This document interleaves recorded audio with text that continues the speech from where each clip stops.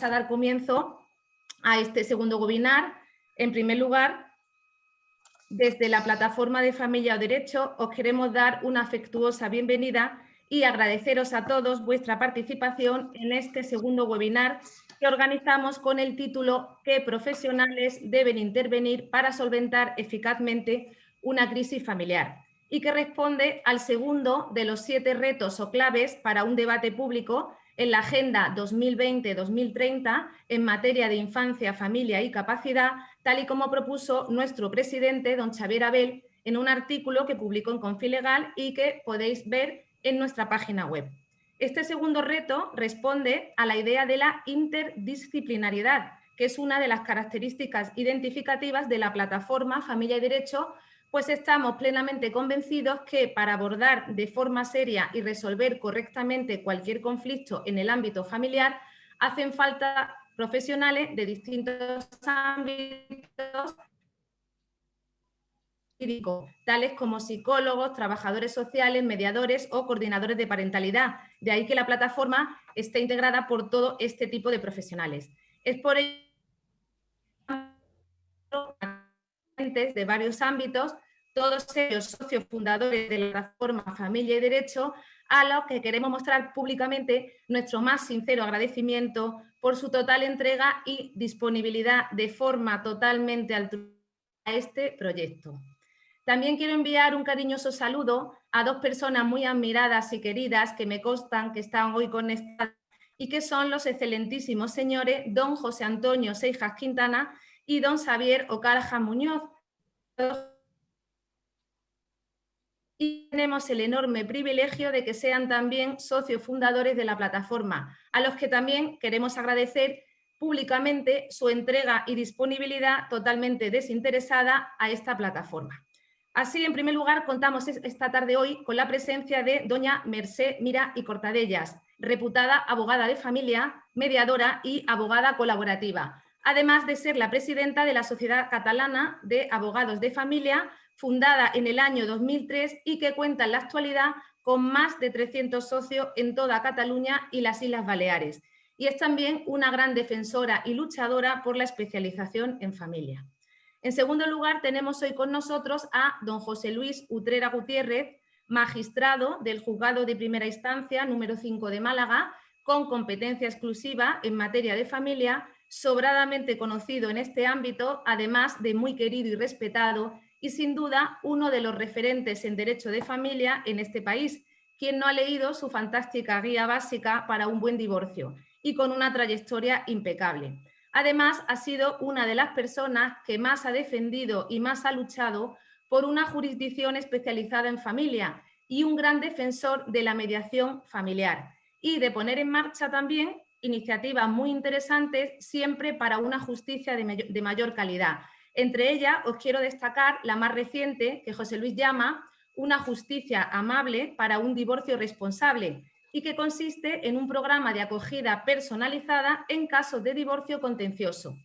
En tercer lugar, nos acompaña don Guillermo Orozco Pardo, catedrático de Derecho Civil de la Universidad de Granada, director del Máster de Mediación y codirector del Tratado de Mediación y Conflictos de la editorial Tecnos, única obra existente hasta la fecha en esta materia, pues el profesor Orozco es un gran experto en mediación. Es también una persona muy admirada y querida por sus numerosos alumnos. Y en cuarto y último lugar, quiero presentaros a doña Francisca Fariña Rivera, catedrática de Psicología Jurídica del Menor de la Universidad de Vigo, presidenta de la Asociación Iberoamericana de Justicia Terapéutica, vocal de la Junta Directiva de la Sociedad Española de Psicología Jurídico y Forense, miembro del Consejo de Dirección de la Conferencia Universitaria Internacional para el Estudio de la Mediación y el Conflicto. Y quiero destacar su último proyecto, de lo más entrañable y especial, que ha coordinado junto a nuestro presidente, don Xavier Abel, y que ha presentado justamente esta semana, que es el libro Lo que he aprendido de las niñas y de los niños, y que al final de este webinar pues nos explicará. Como podéis ver, tenemos el gran lujo de poder escuchar hoy a 4 expertos de primer nivel y de los que sin duda aprenderemos mucho, pues además de su valía profesional, Todos ellos tienen una gran sensibilidad por los temas de familia. Y sin más, cedo la palabra en primer lugar a doña Mercé Mira para que comience con su exposición. Muchísimas gracias. Buenas tardes. Buenas tardes a todos. Buenas tardes a mis compañeros. Lo primero de todo es dar las gracias a la plataforma por la iniciativa de organizar estas sesiones en las que todos vamos a aprender muchísimo. Yo la que más. El tema de hoy me parece fantástico y yo desde mi perspectiva de abogada lo quería plantear muy brevemente en cuanto a las distintas fases de la crisis familiar, es decir, la fase inicial, la segunda fase que sería cuando estamos en pleno proceso en los juzgados, en un proceso contencioso, y una tercera fase que es cuando ya tenemos la sentencia y pensamos que la cosa se ha acabado. No, no, no, la cosa sigue. Entonces la tercera fase sería la post-resolución judicial. ¿Cuáles son los profesionales que intervienen en las distintas fases? Bueno, pues la verdad es que son muchos. En una fase inicial, llamaríamos fase inicial, a la primera consulta que nos hace el cliente al abogado en el despacho. Normalmente viene solamente un miembro de la pareja. En algunos casos, pocos, ya vienen los dos porque lo tienen hablado y lo tienen prácticamente todo acordado, con lo cual el abogado lo único que tiene que hacer es ponerle el vestido jurídico, hacer el convenio. Bien, vamos al más clásico, que es que venga solamente una de las partes. Empiezo por el abogado porque nos podemos encontrar con varios tipos de abogados. Nos podemos encontrar con un abogado que sea muy litigante y que diga, bueno, pues perfecto, tienes toda la razón, me traes estos documentos y ¡plaf! Ya presenta la demanda. Que como dice nuestro querido Pascual Ortuño, la presentación de la demanda es una declaración de guerra. Podemos encontrarnos con otro tipo de abogados y que diga, bueno, pues vamos a mirar si nos podemos poner de acuerdo. ¿Y qué podemos hacer? Pues si no sabemos que la otra parte ha consultado ya a algún abogado, en cuyo caso le llamaríamos y nos pondríamos en contacto, pues intentamos ponernos en contacto con la otra parte para pedirle si tiene un abogado. Bien, aquí entra una nueva figura que me gustaría hacer un flash, que es el abogado colaborativo. A ver, el abogado colaborativo también lo hemos importado de Estados Unidos y de Canadá. ¿Qué hacemos los abogados colaborativos? Bien, de entrada aplicamos el modelo Harvard de negociación para saber cuáles son realmente los intereses de las partes. Porque a veces nos encontramos con que es difícil saber cuál es este interés, porque hay una postura y cuando la gente está muy resentida, incluso esta postura no es tanto ¿qué quiero yo?, sino que quieres tú que no lo tengas.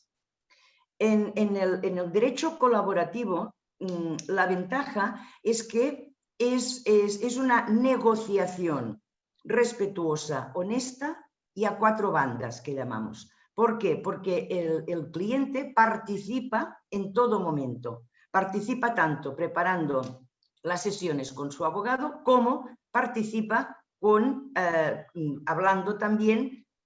preparando la reunión que vamos a hacer a cuatro bandas. La idea y el interés de llegar al acuerdo es tan amplia que el abogado colaborativo, una de sus obligaciones es que adquiere el compromiso de que si finalmente no se llega al acuerdo, no puede representar a este cliente en un procedimiento contencioso. ¿Por qué? Porque ha sido una negociación de buena fe en la que las partes y los abogados hemos puesto todas las fichas sobre la mesa. ¿Y qué intentamos hacer? Un puzzle. Para hacer un puzzle tienen que estar todas las fichas, por lo tanto tenemos toda la información y, como decía, en caso de no llegar al acuerdo no podríamos llevar el procedimiento contencioso porque tendríamos esta información privilegiada. Bien, la diferencia, como si dijéramos, del abogado colaborativo con los abogados que decimos, bueno, nosotros ya negociamos, y pongo otro símil de juego, es que muchas veces cuando negociamos lo que hacemos es que estamos jugando al póker. Bien, aquí para mí es muy gráfico poder hacer esta diferencia. Continúo en la fase previa. ¿Y quién más tiene que intervenir? Pues yo creo que es muy importante que intervenga ya un psicólogo. Este psicólogo puede intervenir en una fase muy inicial, incluso intentando hacer una terapia de pareja, pero si no, también es muy necesaria su apoyo para las partes, porque lo están pasando francamente mal. Yo digo que en estos casos va muy bien tener dos muletas, la jurídica y la psicológica. Paso de pasada. Ah, no, perdón, suerte que me lo he apuntado. A ver, en el tema del abogado colaborativo, os recuerdo que nuestra compañera y socia, la abogada de Barcelona, Sonia Álvarez, hizo un excelente artículo para la plataforma que está colgado y que podéis acceder, con lo cual, leyendo el artículo de Sonia, seguro que os enteráis más de lo que yo os he podido comentar. Luego, el tema de los abogados colaborativos también cuenta con el auspicio de la Generalitat de Cataluña y en su boletín de la resolución alternativa de conflictos, en el número 10, que es el del mes de abril ya de este año, de la pandemia, hay un artículo de la compañera abogada de Barcelona, Montserrat Tur, que es la presidenta de la Asociación Catalana de Derecho Colaborativo, juntamente con la profesora de la Universidad de Barcelona, Elena Laurova, que es la secretaria de esta asociación, que hacen también un poco de pincelada sobre lo que es el derecho colaborativo. Bueno, otros profesionales que pueden intervenir, ¿cuáles son? Si tenemos cuestiones económicas o patrimoniales, pues vamos a necesitar también arquitectos o economistas, pero en esta primera fase también podemos contar con el mediador. El mediador irá saliendo en las tres fases y como doctores tiene la Iglesia, pues mis compañeros seguro que lo van a explicar estupendamente. Es decir, en esta fase inicial podemos ya recomendar a los clientes acudir a mediación. Cuando el procedimiento ya lo tenemos judicializado, bien, aparte de los abogados, aparte de los psicólogos que pueden intervenir por las dos partes, tenemos también a estos mismos profesionales que nos harán los peritajes, los arquitectos, los economistas, tenemos los equipos psicosociales adscritos a los juzgados, pero sobre todo y muy, muy importante, tenemos al juez de familia y tenemos a los fiscales. Yo a los jueces de familia y desde mi humilde perspectiva solo les pido una cosa, sensibilidad, porque el conocimiento jurídico, como la valentía cuando los chicos hacían la mili, se les presupone y lo tienen. Sensibilidad, porque la gente les ha puesto en sus manos toda su vida. Y ellos tienen la gran capacidad y a la vez el gran poder de decidir sobre esta vida. Por lo tanto, insisto, solo pido sensibilidad y que los jueces que van a los juzgados especializados de familia, que por pega todos sabemos que aún tenemos muy poquitos, que vayan porque quieran, que vayan porque les guste. Y si no les gusta, pues a la que puedan, que se vayan a la materia que les guste, a penal, a mercantil, a la que sea. Pero un juez de familia, repito, y no pido nada más que sensibilidad por los temas que está tratando. No solamente los temas de los menores, sino también los temas de los progenitores. Porque su proyecto que tenían de vida se ha estropeado y van a tener que rehacerlo en unas condiciones seguramente muy distintas. En este trámite judicial también, lógicamente, interviene el mediador y luego quería hacer un poco de referencia al tema de la mediación en Cataluña. A ver, en España tenemos la ley de mediación de 2012, que es la que hay, pero en Cataluña, en el tema de mediación, empezamos ya teniendo la ley 1/2001, luego se reformó por la ley 15/2009 y ahora recientemente tenemos la ley 9/2020 de 31 de julio que entra en vigor el día 4 de noviembre, que ha introducido unas modificaciones para mí importantísimas y espectaculares en el tema de la mediación. Como tenéis acceso a la ley, no voy a leer los artículos ni mucho menos, pero sí hacer un pequeño repaso de lo que consideramos que es muy importante. A ver, ha modificado esta ley unos artículos de la Ley de Mediación catalana y otros del Código Civil catalán.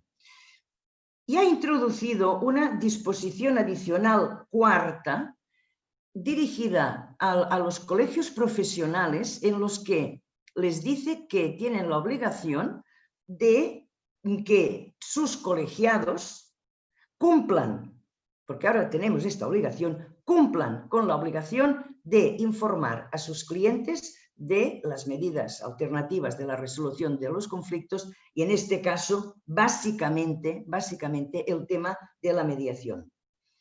En el artículo que nos habla de las medidas definitivas, ¿vale?, se ha introducido también un apartado en el que nos dice, perdón, hago un inciso. En Cataluña tenemos el plan de parentalidad para regular las responsabilidades de los progenitores con relación a los hijos menores de edad. Dentro de este plan de parentalidad ya estaba previsto que las partes podían someter a mediación los conflictos que se pudieran ocasionar con motivo de dificultades de la aplicación del plan o de tenerlo que modificar por una variación de circunstancias, pero estaba solo en el plan de parentalidad. Ahora, con esta reforma, nos lo ha introducido también en el artículo que nos habla de las medidas definitivas, de lo que las partes tienen que acordar en su convenio. Se ha introducido que además pueden incluir los pactos de sometimiento a mediación. Esta cuestión es importante. ¿Por qué? Porque se va a tener en cuenta si se ha introducido en el convenio este pacto y luego, por ejemplo, nos vamos a un procedimiento contencioso de modificación y no hemos acreditado que hemos cumplido con este pacto que teníamos, esto va a ser tenido en consideración de una forma muy seria. Lo que sí ya teníamos, y es muy importante, digo teníamos porque ya estaba en la ley del libro segundo del Codi Civil de Cataluña de 2010, que entró en vigor en 2011, que también es un tema muy importante, era cuando nos referimos a la modificación de medidas por variación sustancial de las circunstancias, ya teníamos que si una parte solicita la modificación de estas medidas y acredita que ha iniciado un procedimiento de modificación, esto le supone que la modificación puede tener, no puede, va a tener efectos retroactivos desde el inicio del procedimiento de mediación. Esto es importante, sobre todo en las cuestiones de rebajas de pensiones o de extinción de pensiones compensatorias. Quiero decir que esto ya lo teníamos desde el 1 de enero del año 2010. Mercè, perdona, discúlpame que te interrumpa, pero debes de ir terminando ya. Ah, muy bien. Claro, pues, para que nos dé tiempo a todos. Ay, perdón, ya os dije... Claro, porque tiene que haber un turno de preguntas para que los asistentes puedan intervenir. Si eres tan amable... 2 segundos. 1, me voy a la tercera fase, la tercera dimensión, que sería en ejecución de sentencia y los temas de las controversias en el ejercicio de la patria potestad. Aquí también está regulado, en casos de desacuerdos, acudir a la mediación y en el tema de las ejecuciones de sentencia, como se puede ir en cualquier momento del procedimiento también. Solamente, y ya para acabar, quería recordar en el tema del coordinador de parentalidad el magnífico artículo del magistrado Juan Pablo González del Pozo, editado por Lefebvre, en el que nos habla del coordinador de parentalidad, una figura esperanzadora para la pacificación de los conflictos parentales de alta intensidad. Otro día hablaremos del coordinador de parentalidad porque el pobre lo tiene muy difícil, lo que le llega está ya muy estropeado. Y luego solamente recordar las conclusiones, aquí doña Francisca Fariña, del segundo Fórum Estatal de Coordinación de Parentalidad, igual nos puede hacer una pincelada, las que se celebraron en Madrid, en la Universidad Complutense, en el mes de febrero. Y luego ya, sí, acabo de verdad, las conclusiones del cuarto simposio de mediación y tribunales organizado por GEDME, en el que yo me quedo con las palabras de la presidenta, de doña Rosalía Fernández Ayala, en las conclusiones de este magnífico simposio, que dice: otra justicia es posible. Confiamos en la madurez de la ciudadanía y la ciudadanía quiere diálogo y necesita paz. Hay que continuar. Dixit, me callo. Muchas gracias, Mercé. Muy interesante tu exposición. Yo personalmente me quedo con dos ideas fundamentales. Una, la figura del abogado colaborativo, que es bastante reciente y que yo creo que tiene amplio desarrollo. Y en segundo lugar, tomo nota de lo que tú le pides a un juez de familia, que es la sensibilidad, que yo entiendo que no solamente debería de ser en un ámbito de familia, sino un juez en cualquier ámbito jurisdiccional. Yo creo que un juez debe de ser empático, debe ser amable y debe ser sensible. Pero sí que es verdad que en el ámbito de familia es una cualidad que aún debe de estar más desarrollada. Bien, pues ahora le voy a dar la palabra en segundo lugar a don José Luis Utrera. Muy buenas tardes, encantado de estar en este foro y felicitar a la plataforma Familia y Derecho por esta iniciativa. Responder a la pregunta que se nos interpela desde la mesa, ¿qué profesionales deben de intervenir para solventar eficazmente, y recalco este adjetivo, una crisis familiar? En mi opinión, requeriría contestar previamente a dos preguntas anteriores. La primera es: ¿el sistema tradicional de gestión de los conflictos familiares da una respuesta de calidad al conflicto? Y en el caso de que la respuesta fuese negativa, ¿cuál debería de ser el modelo de gestión de ese conflicto familiar para alcanzar un resultado eficiente? Solo cuando hayamos respondido a estas dos preguntas y hayamos determinado cuál es el modelo de gestión del conflicto familiar por el que apostamos, podremos determinar qué profesionales tienen que intervenir o qué relevancia deben de tener unos u otros. El sistema tradicional de gestión del conflicto familiar, todos lo conocemos, es la judicialización. Es un sistema de gestión donde únicamente se abordan desde perspectivas jurídico-legales. El ciudadano que ha optado por divorciarse no acude normalmente a un mediador, a un coordinador de parentalidad, sino que en el 95% de los casos se dirige al despacho de un abogado. Ese abogado, especialmente si es especialista en derecho de familia, como bien ha apuntado Mercé, pues suele iniciar lo que se llama una negociación preprocesal para intentar llegar a un acuerdo. Si ese acuerdo no se alcanza, se inicia un proceso confrontativo, un proceso contencioso, que termina con una sentencia impositiva. El juez, a falta de acuerdo de las partes, impone unas medidas en los ámbitos patrimoniales y personales. ¿Qué efectos genera este sistema tradicional de gestión de los conflictos familiares? Por ceñirme solo a los cuatro más relevantes, el primero es que margina las perspectivas psicoemocionales. Por decirlo con palabras coloquiales y un poco duras, ni en el proceso de familia ni en los juzgados de familia hay lugar para los sentimientos, para las emociones de las partes. Desgraciadamente es así, por muy importantes que esos sentimientos y esas emociones lo sean para los ciudadanos afectados. Una segunda consecuencia de este sistema tradicional de gestionar el conflicto familiar mediante la judicialización es la falta de una respuesta de calidad. Como la sentencia impositiva da una respuesta de baja calidad en términos de conflicto, no me refiero a los términos jurídicos, en términos de conflicto, ese conflicto mal resuelto rebota y vuelve al sistema judicial. Hay un dato estadístico poco conocido, pero que refrenda esta afirmación que yo hago.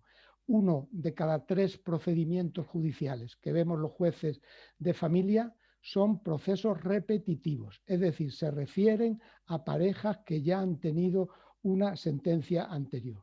Una sentencia que, insisto, como no ha dado una solución de calidad al conflicto, hace que el conflicto vuelva nuevamente al sistema judicial. Un tercer efecto es que la liturgia procesal, hablamos de los procesos contenciosos, es fuertemente confrontativa. El pleito se gana negativizando a la otra parte, resaltando sus defectos y ocultando sus virtudes. ¿Eso qué es lo que genera? Un incremento del nivel de conflicto. Hay algunas parejas, y quizás suene un poco duro escucharlo de un juez de familia, pero es así, que salen del juzgado peor de lo que entraron. Finalmente, no todas las partes que están en el conflicto están en el proceso. El mapa del conflicto y el mapa del proceso no coinciden.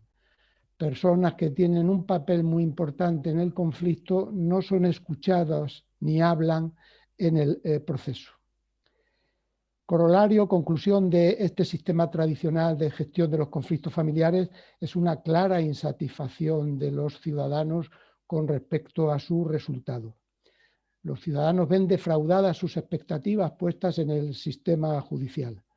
Hay una desconfianza y un desencanto con respecto al sistema y con respecto a sus principales protagonistas, jueces y abogados. Y luego, ¿por qué no decirlo? También genera unos importantísimos efectos colaterales. Un divorcio mal resuelto requiere luego un sobreesfuerzo social en el ámbito sanitario, en el ámbito educativo, en los servicios sociales. Muchas patologías de la sociedad actual tienen su explicación en una ruptura mal gestionada.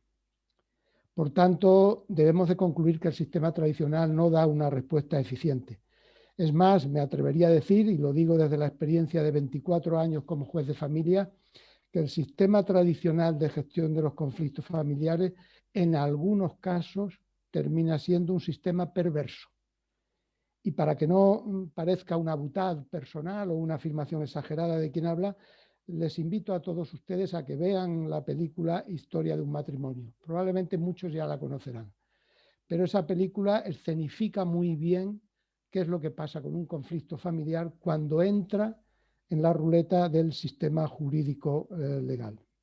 Por tanto, hay que apostar por otra forma de gestionar el conflicto familiar, por una gestión integral, por una gestión que sea desde perspectivas multifocales, donde tengan intervención no solo operadores jurídicos, sino también profesionales de otras ramas. Concretamente, eso requeriría, desde luego, una reforma profunda de todo el sistema. Podríamos hablar de un nuevo divorcio. Nuestra querida Francisca hablará del divorcio terapéutico, cualquiera que sea la denominación. Desde luego, esa apuesta por una nueva forma de abordar los conflictos familiares requieren, en primer lugar, una especialización de los operadores jurídicos, por supuesto, pero también una especialización legislativa. Para cuando en España un código de las familias, donde estén todas las normativas que regulan, tanto sustantivas como procesales, este tipo de conflictos y de procesos. Es importantísimo y fundamental dotar de recursos sociales a los juzgados que conocen de este tipo de procedimientos. Desgraciadamente, hoy se puede hablar de divorcios de primera categoría y de segunda categoría. Es contar con equipos psicosociales, con servicios de mediación, con puntos de encuentro familiar, con coordinadores de parentalidad, lo que puede hacer que un conflicto se gestione mucho mejor que cuando ese conflicto está en un pequeño partido judicial donde el juez, normalmente no especializado, un juez generalista, termina gestionando el conflicto con el Código Civil en una mano y la Ley de Enjuiciamiento Civil en la otra. Es muy difícil con esos dos instrumentos gestionar bien un conflicto familiar.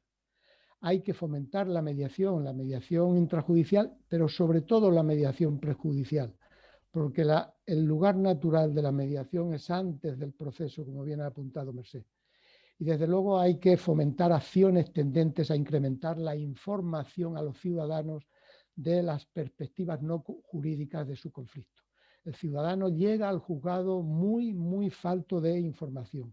En ese sentido, programas de acogida personalizada, como el que hemos diseñado en Málaga y queremos poner en marcha, evaluaciones tempranas de ese conflicto, programas de corresponsabilidad parental tras la ruptura, escuelas de padres divorciados e incluso simples folletos como el famoso decálogo del buen divorcio que nosotros repartimos en nuestro juzgado a todas las parejas que pasan por el mismo.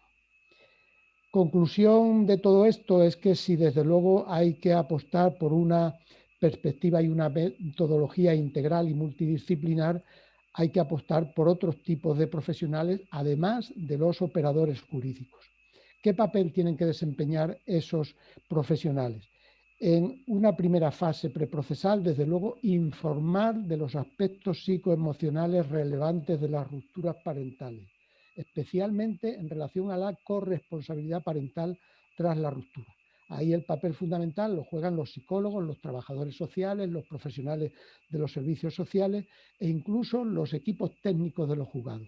Yo he sido siempre contrario a que los equipos técnicos de los juzgados realicen solo informes de evaluación. Si hay que evaluar es porque hay que decidir, y si hay que decidir es porque hay que imponer. Y ya estamos en el peor de los escenarios, sentencias impositivas.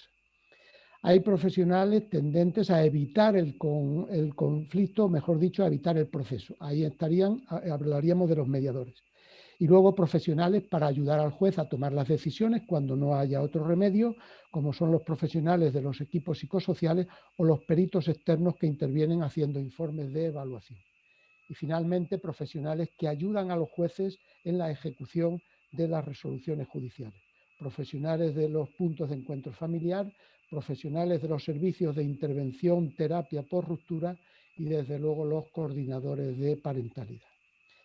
Termino con una brevísima referencia a la perspectiva de los abogados. El abogado es un operador jurídico básico y fundamental en el proceso. Lo es, lo va a seguir siendo cualquiera que sea la metodología por la que apostemos. Pero sí debemos hacer una reflexión importante de que ya que el abogado va a estar en el proceso, debemos reflexionar sobre cómo debe estar en el proceso de familia.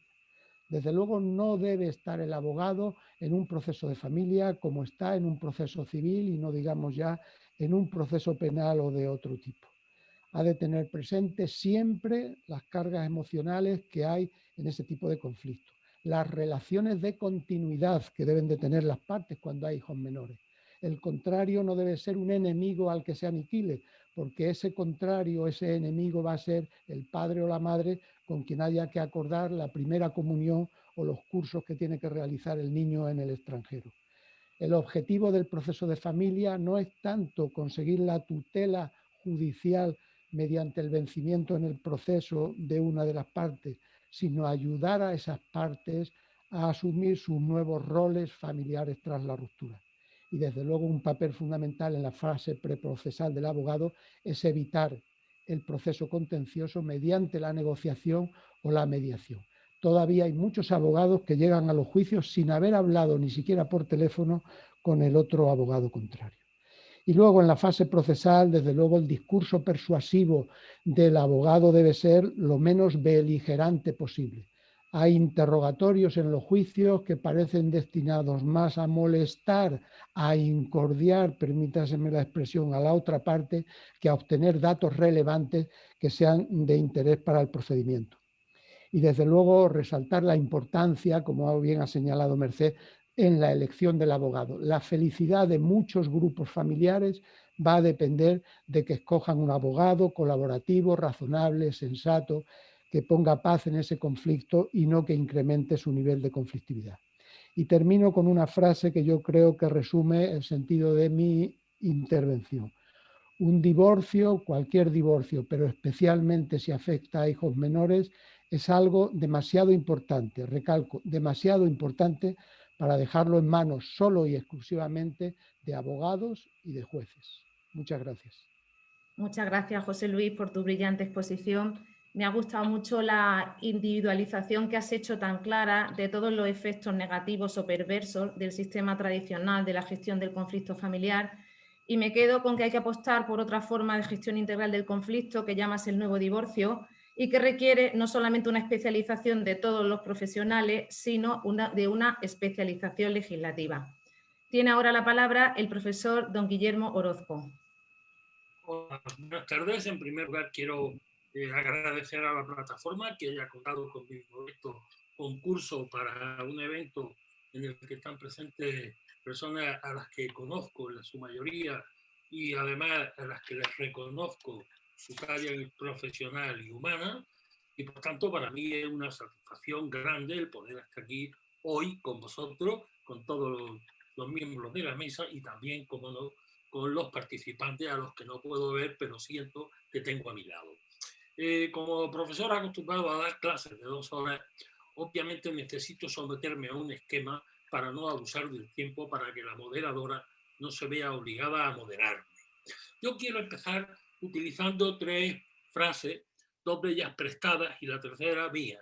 En primer lugar, yo recuerdo una entrevista hace muchos años a la actriz Nuria Espert, que decía que el gran drama de las personas en el siglo XX y XXI era cómo habíamos perdido el control sobre el destino de nuestra propia vida. Efectivamente, cada vez hay más élites que toman decisiones sobre la vida de las personas que son trascendentes y sin que esas personas muchas veces sean tenidas en cuenta. En segundo lugar, otra entrevista que leí de Rodrigo Uría, en el que él ya en los años 90 decía: no se puede llevar un divorcio como se lleva el protesto de una letra.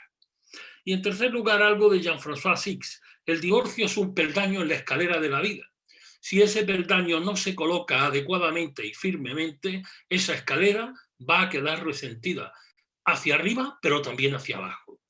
Y eso sintoniza con la idea de José Luis Utrera en cuanto a que hay que ver un cambio de matiz en estos temas.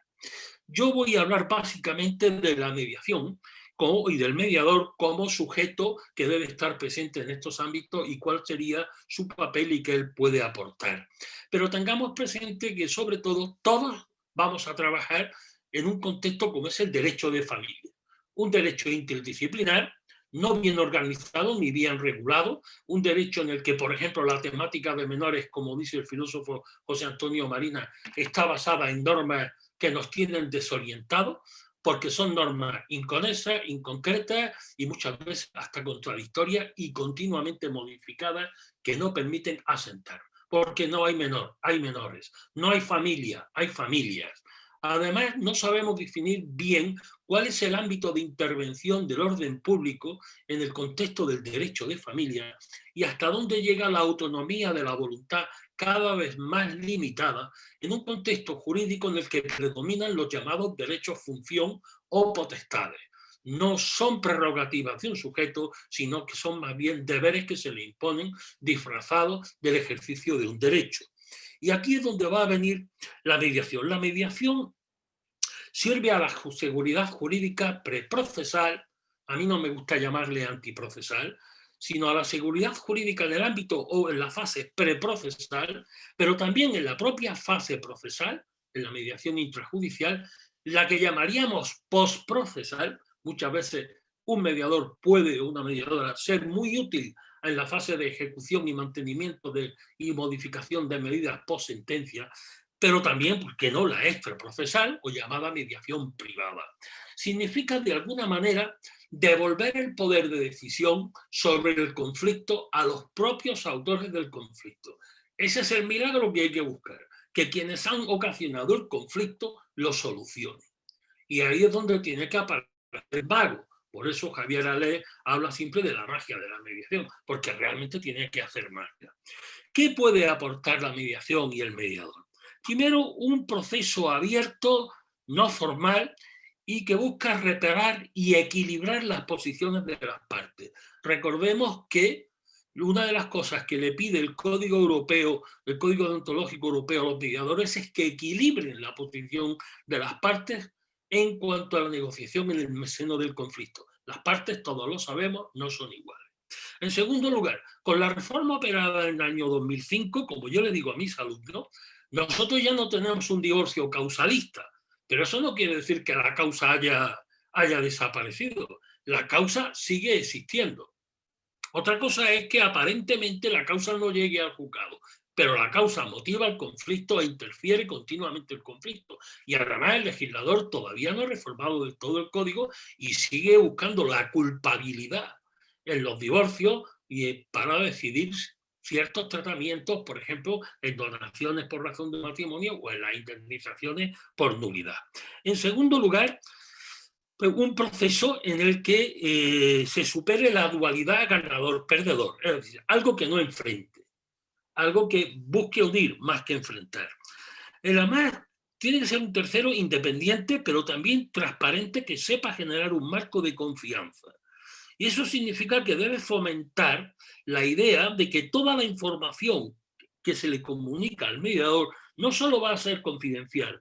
El mediador debería y debe seleccionar, matizar la información que recibe para poder aportar a cada parte aquella parte de la realidad del conflicto que ellos deban de asumir como propia y no estar en una dinámica de ocultaciones, enfrentamientos o manipulación.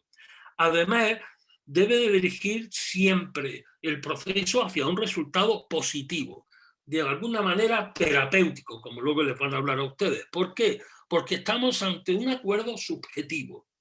Y aquí es donde yo quiero entrar en concreto. Es muy fácil llevarse al encanto cuando algún autor nos habla de una justicia objetiva, formal, legal y adversarial, frente a una justicia subjetiva, consensual y emocional.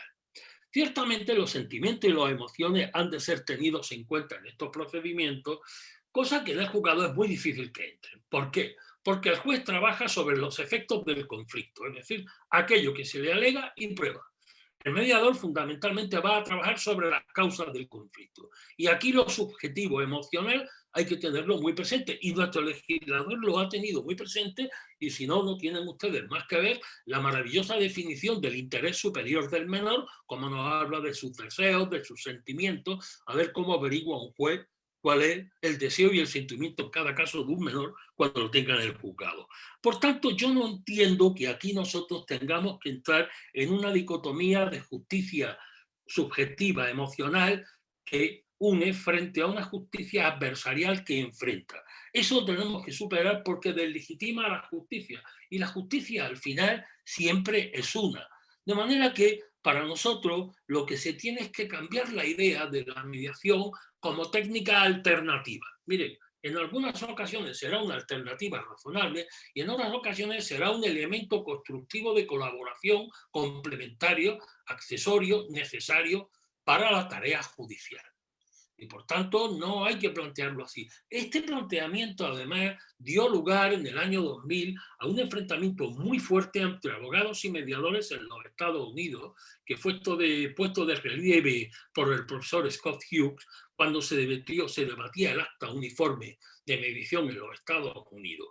Aquí todos sabemos que el proyecto de Camaño del año 2010, pues los abogados pidieron estar presentes, incluso ser recibidos en el Consejo de Estado para rebatir algunos aspectos que el proyecto de Camaño de 2010 introducía en cuanto a la mediación. ¿Por qué? Porque tenemos un miedo a la llamada mediación obligatoria. Y hoy nuestro legislador en su anteproyecto, mejorable sensiblemente, habla de una obligatoriedad mitigada. Pero si uno se va a Italia, se va a Francia o más cerca, a Portugal, se encuentra con que hay ejemplos clásicos donde han asumido perfectamente que la mediación no impide el acceso a la justicia ni vulnera el derecho a la tutela judicial efectiva. Es más, en Portugal hay una legislación en el ámbito del consumo que hace obligatoria la mediación e incluso el arbitraje de consumo en los servicios públicos esenciales. Y nosotros tenemos un Real Decreto que regula el sistema arbitral de consumo que hace obligatoria la mediación para las juntas arbitrales cuando se presenta una reclamación. Por tanto, no hay que tenerle tanto miedo y aprovechar más la flexibilidad que nos da la directiva. y, por supuesto, apoyar y reformar nuestra insatisfactoria ley 5/2012, más que nada porque estamos teniendo comunidades autónomas, como hemos visto ahora con Cataluña, que están yendo mucho más allá. Y nuestro legislador, sea por pereza, sea por ignorancia, por el peso de terceros intereses que ignoro, no lo está haciendo. Pero yo quiero insistirles a ustedes en esto. No se sustituye una justicia por otra. No se deslegitima la justicia. Lo que pasa es que se tienen en cuenta unos valores, y los valores, como dice Norberto Bobbio, son abstracciones mentales, producto de los seres humanos que se configuran a partir del discurso racional de carácter intersubjetivo basado en las necesidades. Y como dice Pérez Luño, el fundamento de los valores conviene evitar los extremos de Cariz y Cavridis, que representan dos versiones radicales del objetivismo y el subjetivismo axiológico. Los valores que informan el contenido del derecho no pueden concebirse como un sistema estático de principios absolutos y cerrados, como una esfera ideal, inabarcable e inmodificable. Por tanto, demos entrada a la mediación y a los mediadores, pero hagamos una ley, y ahora deberíamos desde la plataforma insistir en ello y estar presentes y pesar en la toma de decisiones de la tramitación del anteproyecto, porque es algo, como dice el profesor José Luis Utrera, es algo, una cuestión muy importante. Somos élites que tomamos decisiones sobre las vidas de las personas en situaciones muy difíciles para ellos y muchas veces para sus hijos. Y por tanto nuestro legislador tiene el deber de modificarlo y nosotros tenemos el derecho a exigírselo. Porque, y con esto termino, lo que no puede ser es que la cultura de la reclamación, que le llama Pascual Ortuño, nos esté llevando a lo que ponía de manifiesto Redorta. Él decía, cada vez tenemos más juzgados, cada vez tenemos más jueces, más fiscales y más abogados. Y sin embargo, cada vez tenemos más pleitos. Y él se pregunta, ¿cómo habiendo más gatos tenemos más ratones? Muchas gracias.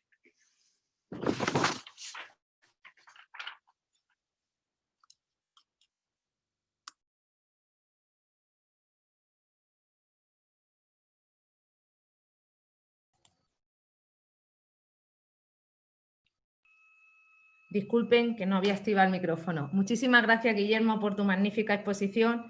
Y estaba diciendo que yo me quedo con una frase que has dicho al principio y es que no hay menor sino menores y que no hay familia sino familias. Y ello lo podemos enlazar con una tendencia doctrinal que hay muy reciente que dice que ya no hay que hablar de derecho de familia, sino que tenemos que hablar de las familias en el derecho. Muchísimas gracias. Tiene la palabra ahora doña Francisca Fariña. Muchísimas gracias. Realmente estaba muy cómoda escuchando a los compañeros de mesa. Era un placer escucharles. Bien, buenas tardes a todas y a todos. No por protocolo, sino de corazón. Quiero empezar agradeciendo a la plataforma Familia y Derecho la invitación a participar en esta mesa, en especial a su presidente y a su junta directiva. Lo considero un honor y a su vez una responsabilidad, todavía más teniendo en cuenta los excelentes y reconocidos ponentes y coordinadora con los que tengo el gusto de estar hoy aquí. Esta oportunidad la aprovecharé para, una vez más, seguir promoviendo la justicia terapéutica. Probablemente se me escapará en más de una ocasión y en vez de justicia terapéutica utilizaré el acrónimo TJ. Por lo tanto, cuando me refiero a TJ, ustedes sabrán que yo estoy queriendo decir justicia terapéutica, pero está consensuado a nivel internacional denominarle de esta manera, la Therapeutic Jurisprudence y la justicia terapéutica, el acrónimo TJ. Bueno, hecho este inciso, en este caso, TJ en procesos de familia. Tal vez si la mesa llevase otro título lo haría de la misma manera. Como presidenta de la ITJ me va en el cargo, o eso creo yo. Pero en este caso poco tengo que forzar la justificación. Nos convoca el título, ¿qué profesionales deben intervenir para solventar eficazmente una crisis familiar? Mis compañeros de mesa ya han hablado y en mi opinión pues muy acertadamente, del papel de los jueces, de los abogados, de la coordinación de parentalidad, de la necesidad de la mediación, y yo debería de algún modo tratar como mínimo de la pericia psicológica y espero hacerlo. Pues fíjense que podría empezar diciendo que, en mi opinión, todos los profesionales que intervienen en este tipo de procesos deberían de hacerlo bajo el paraguas o con formación en justicia terapéutica. Por lo tanto, aunque si bien cada vez son más los profesionales que tienen conocimientos sobre lo que es y lo que implica la TJ, también es cierto que todavía son muchas, en mi opinión, las personas que lo desconocen, por lo que considero que debo iniciar esta intervención introduciendo la justicia terapéutica. Bueno, recientemente Michael Perlin, y utilizo las palabras de Michael Perlin por ser un profesor de Derecho de la Universidad de Nueva York, no por ser de la Universidad de Nueva York, sino por ser un profesor de Derecho. Porque es verdad que los legos en justicia terapéutica pueden llegar a pensar que esto de la justicia terapéutica es una invención de los psicólogos que quieren pues, psicologizar el mundo legal. Muy por el contrario, la justicia terapéutica nace en el ámbito del derecho. David Wessler y Wick Winnick, padres de la justicia terapéutica, son académicos, catedráticos de derecho de universidades americanas. Uno ya fallecido y otro activo, pero ya en una universidad de Puerto Rico. Bien. Volvamos a Michael Perlin, y también perdonen este inciso. Muy recientemente, en el 2019, afirmaba que la TJ es uno de los desarrollos teóricos más importantes de las últimas 3 décadas, que estudia el papel que desempeña la ley y su aplicación en el proceso legal como agente terapéutico, específicamente en el bienestar psicoemocional de los usuarios de la justicia. Es introducir esto que de alguna manera mis compañeros de mesa, de webinar, han señalado de introducir la emocionalidad. Introducir ya no solo tener en cuenta las emociones, sino buscar el bienestar emocional de los usuarios de la justicia. Así, la TJ introduce como constructo relevante en el derecho el bienestar emocional de las personas que acuden a la justicia, con independencia de la causa que les convoque, de su edad o de su condición. Y actualmente incluso se empieza a trabajar el bienestar de los profesionales que intervienen en justicia. Y esto también es una orientación muy importante dentro de justicia terapéutica. Hoy no toca, pero a lo mejor sería relevante en otro momento poderlo desarrollar. Porque deberíamos, y no pensaba tratarlo hoy aquí, deberíamos pensar también cuánto sufrimiento tienen los operadores jurídicos. A raíz de cómo trabajan, a raíz de cómo se enfocan los casos, de tal manera que si el enfoque fuese de otra naturaleza, seguro que su bienestar también se incrementaba. Bienestar profesional y, evidentemente, bienestar personal. Bien, a la vez la TJ promueve, y yo creo que es lo más importante, posibilita la humanización del derecho, las leyes y su aplicación, con efectos curativos y pacificadores en todos los ámbitos del derecho. Eso también quiero que quede claro. La TJ no es exclusivamente para los temas de familia, aunque nosotros pudiéramos decir que especialmente para niñez y familia, sino que es para cualquier ámbito del derecho.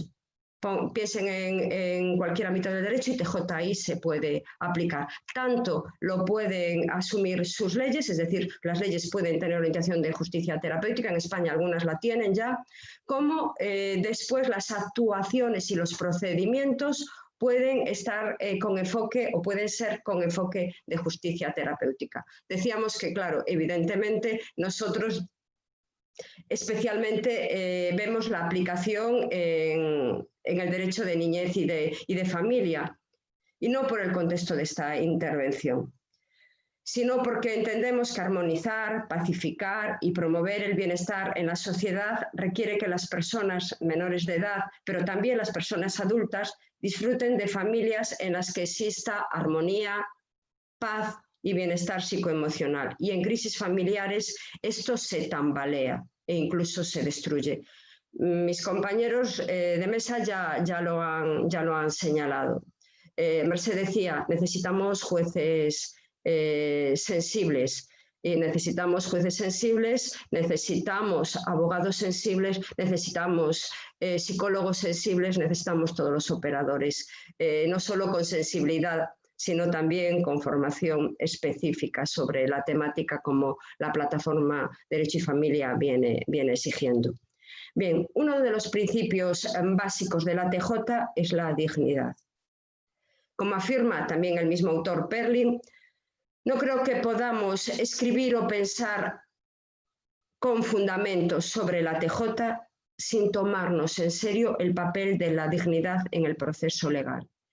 Y de alguna manera nosotros entendemos que esta dignidad no siempre está presente en los procesos en general y en los de familia en particular. Pero además la TJ tiene por objeto no solo la resolución de los casos judiciales, sino también la causa que los motiva. El magistrado José Luis Utrera nos decía cuántos casos están inundando los juzgados de familia por la reiteración. Y esa reiteración, ¿por qué es? Esa reiteración es porque no se resuelve la causa. Se puede dar una sentencia, pero el problema no lo hemos resuelto. Lo que ha motivado ese caso no está resuelto. El proceso judicial tradicional no solventa los problemas que subyacen a la causa judicial, únicamente trata los síntomas a medida que se expone en el proceso y generalmente enfocados en el pasado. Los psicólogos forenses también pecamos de esto. Y en realidad el psicólogo forense, también el juez, también el abogado, también el mediador, debe de enfocarse al futuro. Debemos de tener en cuenta lo que ha pasado, debemos de tener en cuenta el presente, pero sobre todo debemos de mirar hacia el futuro. Además, la TJ intenta ir a la raíz, como decíamos, del problema, puesto que de no ser así, este permanece e incluso puede reforzarse, favoreciendo que las personas reincidan o se mantengan como usuarios del sistema legal. Un buen ejemplo son las familias en alto conflicto, de las que ya habló José Luis. De esta manera, la TJ asume que el proceso judicial debe encaminarse a resolver esa causa subyacente al conflicto y al delito. Desde luego, el sistema tradicional no lo permite o no lo hace. Entendemos que esto solo se puede lograr con un cambio de paradigma. También de esto han hablado los compañeros de mesa.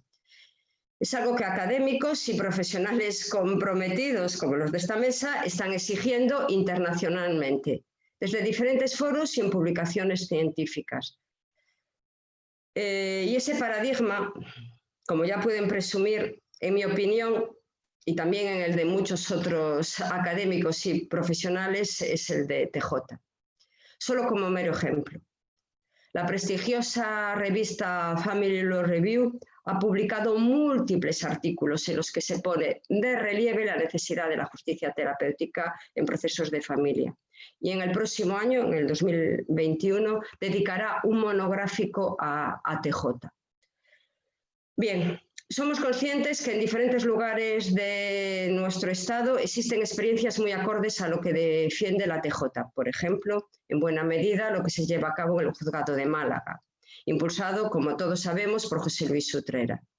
Y esto es muy importante para las familias que acuden a ese juzgado y para aquellas otras en las que intervienen jueces que se han formado con José Luis.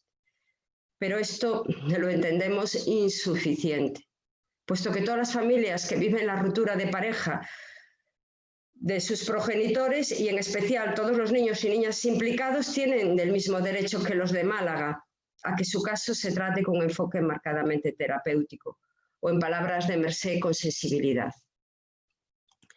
Así, la TJ conlleva que los tribunales busquen resultados que afecten positivamente, pero incluso mejoren la vida de todas las personas que participan en los procedimientos. Además, los procedimientos e intervenciones judiciales se deben de enfocar en proteger a las familias y a los niños y niñas, así como a los adolescentes de los daños presentes y futuros, y reducir la confusión emocional para promover la permanencia de la familia y su armonía, y proporcionar individualizada y eficientemente una justicia efectiva, que respetando el debido proceso promueva el bienestar emocional, pudiendo para ello contemplar la intervención de diferentes profesionales especializados, tales como educadores, psicólogos jurídicos, coordinadores parentales. De alguna manera ya se habló de esto. Lo que se hace en Málaga y en otros contextos de nuestro Estado es importante y crea un precedente, pero lo tenemos que tener en todos y cada uno de los juzgados. Cada una de las familias debe tener derecho a que cuando llegue ante un abogado, cuando llegue al juzgado, si el abogado no ha tenido esa sensibilidad, utilizando el término de Mercé, se le explique lo que sus hijos y sus hijas necesitan, se le explique lo que un procedimiento contencioso les puede causar a ellos y a sus hijos, y se les enseñe otras vías para resolver sus problemas. Evidentemente, esto requiere un cambio de paradigma.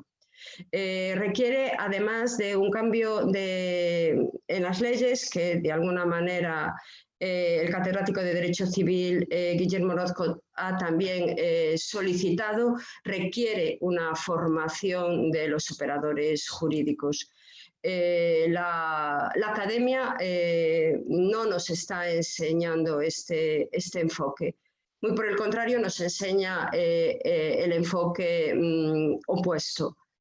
Por lo tanto, cambios a todos los niveles. Veo nerviosa a nuestra moderadora. ¿Será que ya voy? Perdona, sí, porque ya te estás pasando un poquito de minutos y queremos que los participantes puedan intervenir. Perfecto. Pues bien, como debería hablar del papel del psicólogo forense, solo y muy brevemente, tomar las ideas que LAN en el 2015 publicaba, por cierto, en la revista Family Law Review, que las evaluaciones psicológicas forenses pueden ayudar al establecimiento de la paz en esas familias en crisis y con progenitores enfrentados, no solo por la intervención que el forense puede realizar con los progenitores y con sus hijos e hijas a lo largo de la evaluación, sino también con la potencialidad que el informe puede tener para otros profesionales del derecho de familia, para, si quieren emplearlo, estos profesionales, los jueces, los abogados, eliminar o cuando menos minimizar el conflicto. Pero además el psicólogo forense puede, cuando contacta con los abogados, con los progenitores, realizar labor pedagógica sobre lo importante que es el diálogo y el entendimiento. Pero además puede la intervención ayudar a acercar a los progenitores y a sensibilizarles de la necesidad que tienen sus hijos y sus hijas en una coparentalidad positiva. Puede en las intervenciones grupales entre progenitores llegar o permitir que esos progenitores acuerden cuestiones que a lo mejor hasta se está pidiendo que resuelva el perito. Por lo tanto, reitero, necesitamos una formación especializada y necesitamos un enfoque de justicia terapéutica. Sin duda, tenía bastante más que señalar. pero es cierto que en estos 10 minutos, y que por lo que señala la coordinadora de mesa, además he excedido, y que además agradezco enormemente estos minutos que se me han dado, no podemos poner encima de la mesa todo lo que la TJ nos dicta o aconseja, y que con sinceridad les digo, tampoco quien les habla alcanza a conocer todo lo que la TJ nos puede aportar. Y es por eso que cada día quien habla se levanta con la firme esperanza de aprender algo más sobre lo que la TJ puede aportar a las familias en crisis. Muchas gracias y disculpad por el tiempo empleado que no me pertenecía. Gracias. Muchas gracias a ti, Francisca, porque la verdad es que nos has ilustrado de forma muy didáctica sobre el concepto de justicia terapéutica, que la verdad que nos daría para organizar solamente un webinar sobre esta materia porque es muy interesante y en España todavía apenas se conoce, pero ya tendremos oportunidad de poder hablar más detalladamente. Ahora vamos a iniciar ya el turno de preguntas de nuestros asistentes porque pensamos que el diálogo es lo que enriquece este webinar y queremos también que puedan participar. Vamos a comenzar en primer lugar con una pregunta para Mercé Mira. Mercé, preguntan que cómo puede certificarse un abogado colaborativo y si en España está implantada la abogacía colaborativa. Gracias. A ver, en España la Asociación Vasca fue la pionera y es el referente en cuanto a abogados colaborativos. Luego también hay la Asociación de Abogados Colaborativos, que forman parte estimadas amigas como Isabel Bonilla, como Lola López Muelas, como Mabela Domingo, etc. Y la que os hablaba en Cataluña, que es la Asociación Catalana de Derecho Colaborativo. Entonces, la Asociación Catalana lo que ha hecho, porque bueno, es muy pequeñita aún, nació a finales de 2017 y ha realizado dos cursos de formación. Estos cursos de formación tienen que seguir los parámetros de la Academia Internacional de Profesionales Colaborativos para que las enseñanzas y luego el título, la acreditación que te dan, te sirvan para que puedas decir que efectivamente estás acreditado como abogado colaborativo. Hasta aquí es lo que yo sé en cuanto a la acreditación. Gracias. Bien, muchas gracias, Mercé. Ahora la pregunta iría para José Luis Utrera. José Luis, preguntan en primer lugar, ¿qué formación especializada habría que impartir a los jueces que llegan a un juzgado de familia?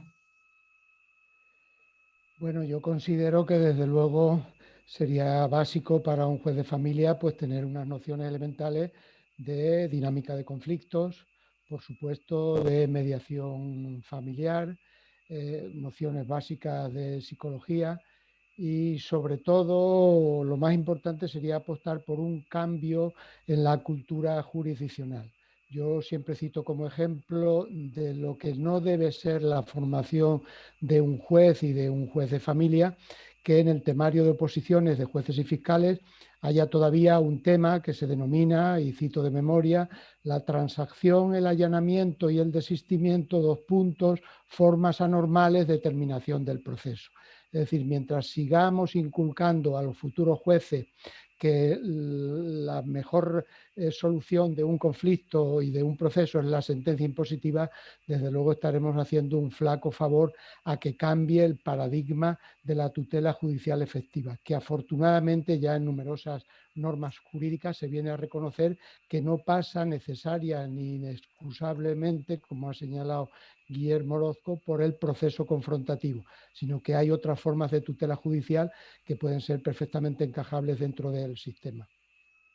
Bien, preguntan también, que has comentado antes, que la resolución judicial es insuficiente para resolver el conflicto.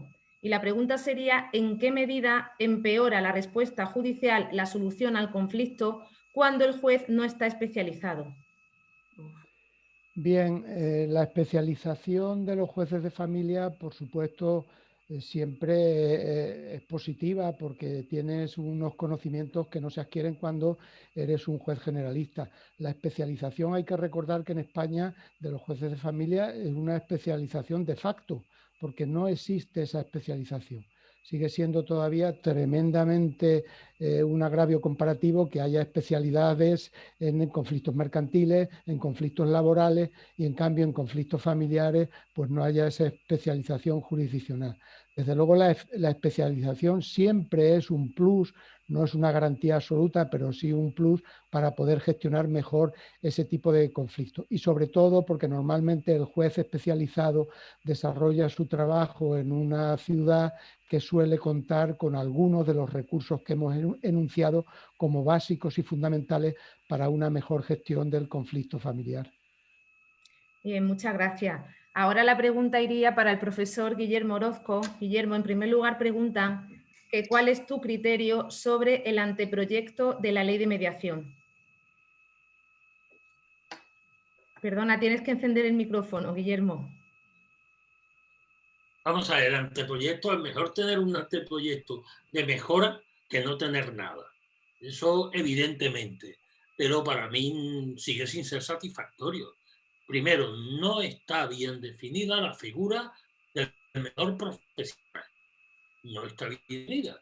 El proyecto de 2010 había una definición un tanto mejorada, pero luego hemos tenido una rebaja sensible en cuanto no solo a la formación del mediador y a la profesión de mediadores, sino luego a la definición del perfil profesional y, por supuesto, a una posible colegiación. Esa es otra de las cuestiones. Tercero, la obligatoriedad mitigada, en algunos casos, a 2.000 euros. Miren, el problema no es la cuantía, el problema es la temática. Habrá temáticas donde sea mucho más fácil llegar a un acuerdo de mediación y por tanto se tienen que potenciar. En cuarto lugar, la administración, en el anteproyecto de 2010, incluso se hablaba ya de la mediación administrativa. Una administración pública que no media, que no negocia para resolver sus propios conflictos con sus ciudadanos, no está dando ningún ejemplo. Por tanto, mi opinión, un proyecto sensiblemente mejorable y a eso deberíamos de estar todos nosotros. Preguntan también, Guillermo, si en tu criterio, si consideras que la obligación de acudir a mediación antes del proceso judicial te parece acertado. Vamos a ver, el mantra que hizo la Corte de París es que obligar a una mediación previa es vulnerar el derecho a la tutela judicial efectiva. Miren, no. Primero, el permanecer en la mediación es voluntario y por tanto no se está vulnerando. Segundo lugar, el acuerdo de mediación tiene que ser homologado para que tenga carácter ejecutivo, bien sea por el juez, bien sea por un notario, que ahí ese papel lo entiendo menos. Pero bueno, tal y como pasa con los convenios reguladores del artículo 90 del Código Civil. Luego, no se vulnera para nada y de verdad hay que dar una oportunidad a la mediación y a los mediadores. Vean ustedes los ejemplos que se dieron en Estados Unidos de procesos complejísimos, de enfrentamientos entre diversos colectivos y diversas empresas con grandes intereses y fueron resueltos por mediación. Y por tanto, a mí me parece positivo. Muchas gracias, Guillermo. Ahora la pregunta iría para Francisca Fariña. Francisca, pregunta que se ha hablado de la escuela de padres divorciados. ¿Cómo se podría desarrollar esa idea? Bueno, en realidad ya se está desarrollando en algunas comunidades, mismo en Galicia, en Santiago de Compostela se están llevando escuela para padres. Es un programa desde el 2002 que es ruptura de pareja, no de familia. En el País Vasco también conocemos y también en Asturias, pero es verdad que son experiencias aisladas. ¿Cómo debería? Yo entiendo que debería de ser de carácter obligatorio, como ocurre en algunos estados de Estados Unidos o de Canadá. De más o menos duración, pero más o menos larga, pero sí que deberían los padres formarse para separarse cuando son progenitores de niños y niñas. Preguntan también, Francisca, si el seguimiento judicial en un proceso de familia, ¿cómo podría realizarse? Bueno, yo creo que no soy yo quien debería de contestar esta pregunta, porque Doctores tiene el derecho en este caso, ¿no? Bien, en mi opinión, se podría realizar desde los equipos psicosociales al menos un seguimiento, pero sabemos cómo están los equipos psicosociales. Pues muy sobrecargados. A lo mejor otros funcionarios se podrían ocupar al menos de saber cómo están los niños y niñas. No me quiero alargar, pero en un caso en el que hemos intervenido ha durado 5 años, aún no hay sentencia firme y estos niños no hay sentencia firme de una apelación y estos niños han estado totalmente abandonados. Este es el término. Claro que deberíamos hacer un seguimiento de los casos en temas de familia. Bien, muchas gracias. Como todavía nos queda un poquito de tiempo, os voy a lanzar una pregunta para todos para que cada uno me la vaya contestando. ¿Son importantes los recursos con los que cuentan los juzgados o la especialización de los jueces cuando hay que acudir a la vía judicial? Que vamos por el mismo orden de intervención. No, como queráis, Merced, venga, has empezado tú a hablar, empieza tú a responder. A ver, ha preguntado por los recursos. Se refiere si son importantes los recursos con los que cuentan los juzgados o la especialización de los jueces cuando hay que acudir a la vía judicial. Sí, claro que son importantísimos, pero es que resulta que de recursos estamos muy parcos, estamos muy mal. Y si ya están mal los juzgados que son juzgados propiamente de familia, que no cuentan con ellos, por ejemplo, yo como siempre reivindico que soy abogada de pueblo, en Tarrasa tenemos 2 juzgados de familia, pero no tenemos equipos psicosociales adscritos y en estos juzgados de familia de Tarrasa. Cuando se tiene que hacer una intervención, tienen que ir al EATAF, que es el centro que coordina todos los juzgados de familia de Cataluña para hacer los informes. Es decir, esto para los informes. Imagínate si pretendiéramos hacer lo que sería muy bueno el seguimiento. Vaya, de momento topamos siempre con la misma. No hay dinero. Aparte de que no hay mucha voluntad, no hay dinero. Muchas gracias. Creo que José Luis nos va a responder ahora.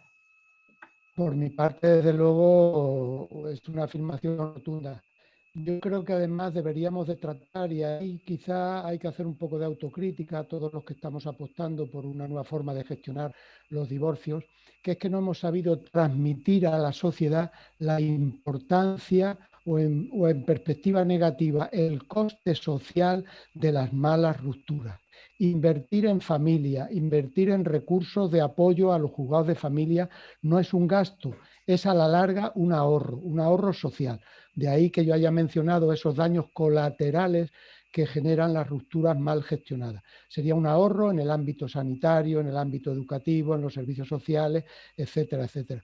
Por tanto, hay que tratar de hacer llegar a la opinión pública la importancia de que quienes operamos en este campo tengamos los recursos suficientes para poder dar una respuesta de calidad que sería un ahorro a la larga para el conjunto de la sociedad. Bien, muchas gracias. Francisca, ¿nos contestas tú ahora? Pues suscribo plenamente lo que ha dicho José Luis. Tal vez tengamos que hacer una autocrítica porque es verdad que esto no lo hemos sabido transmitir adecuadamente, porque desde luego los políticos parece que no se han enterado y si no se han enterado será que no lo hemos explicado suficientemente bien. Nosotros siempre decimos que la justicia terapéutica es ahorro para el sistema judicial. En un primer momento se puede pensar que conlleva pues, más inversión, porque necesitaríamos más equipos psicosociales, necesitaríamos coordinadores de parentalidad, necesitaríamos mediadores, necesitaríamos estos programas de los que estamos hablando. Pero como bien ha señalado José Luis, desde luego que esta inversión es mucho menor que los costes que se pueden ahorrar. Yo no quiero reiterar, lo hago en muchas ocasiones, de que la mala gestión del divorcio provoca enfermedad en los adultos, pero también en los niños. No solo enfermedad psicológica, sino también enfermedad física. Y además de la enfermedad y por lo tanto ahorro en el sistema sanitario, también a nivel educativo, a nivel pues, de los niños de padres separados están en una situación de mayor riesgo que los de otros, de los niños de padres separados con una mala gestión. Quiero también poner el paréntesis. En mayor riesgo de entrar en conductas delictivas, en entrar en conductas, en comportamientos adictivos. Por lo tanto, solo pensar en esto es de alguna manera pensar en que estamos interviniendo para que esto no ocurra, y también conlleva un ahorro en todos estos sistemas sociales que después hay que actuar. Muchas gracias. Y Guillermo, ¿qué nos tiene que decir? Cuanto a la pregunta en sí, rotundamente no. Es decir, el sistema judicial, los jueces y el resto del personal que hace justicia en este país no tienen los medios que necesitan y que deberían de tener. Sinceramente, basta darte un paseo por el Congreso de los Diputados y por el Senado, o darte un paseo por un juzgado y ves la diferencia para unos y para otros. Eso en primer lugar. En segundo lugar, hay un documento que yo he tenido la oportunidad de acceder a él porque se me lo envió, que es el nuevo marco jurídico de la mediación intrajudicial y la necesidad de su desarrollo reglamentario en Andalucía tras la supresión de la Fundación Mediara que nos hizo José Luis Utrera. Es un documento donde se ve muy claramente el reflejo de lo que hay y lo que debería de haber. Y deberíamos de crear dentro de los propios sistemas judiciales las unidades integradas de mediación, para que los jueces pudieran tener mucho más fácil el derivar a mediación y el utilizar la mediación cuando la estimen necesaria como medio de acceso a su propia resolución de los conflictos. Y por tanto, que esto es lo que debería de tomarse presente por parte de nuestro legislador. Yo estuve con el juez Otamendi en Argentina, que luego ha sido viceministro de Justicia, y yo envidié el equipo integrado que tenía de psicólogos y de mediadores y la unidad de estudio de apoyo que él tenía en la Cava, en la comunidad, en la ciudad autónoma de Buenos Aires, en su equipo de justicia. Y esto es algo que nos debería de hacer sonrojar, no a nosotros, sino a quienes llevan la gestión de la justicia en este país, no a quienes la imparten. Y en cuanto a la escuela de padres, decir que aquí en Granada hay una escuela de padres que, si no me equivoco, la lleva el juez Calatayud, o al menos el que, la persona que tiene más, se le ve más, de más relevancia en ese aspecto.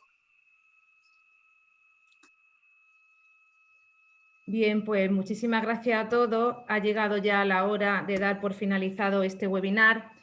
Si bien, como al principio cuando os presenté a todos los ponentes, hablamos, Francisca, de que tú habías coordinado un proyecto muy bonito que has presentado esta semana junto al presidente de la plataforma, Xavier Abel, que es la publicación del libro Lo que he aprendido de las niñas y de los niños. Me parecería un broche final muy bonito para este webinar el que tú nos pudiese hablar brevemente de qué ha sido este proyecto para vosotros. Bueno, pues este proyecto yo diría que fue darle voz a los niños y a las niñas a través de los profesionales.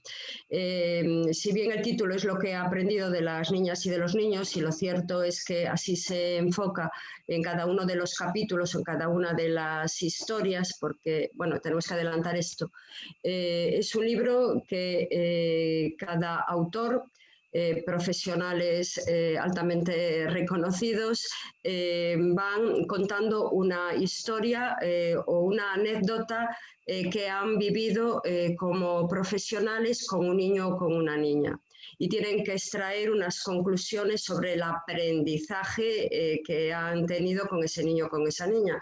Es un libro con un enfoque multidisciplinar, puesto que los autores son jueces, fiscales, abogados, psicólogos, mediadores, trabajadores sociales, pediatras, maestros, coordinadores de parentalidad.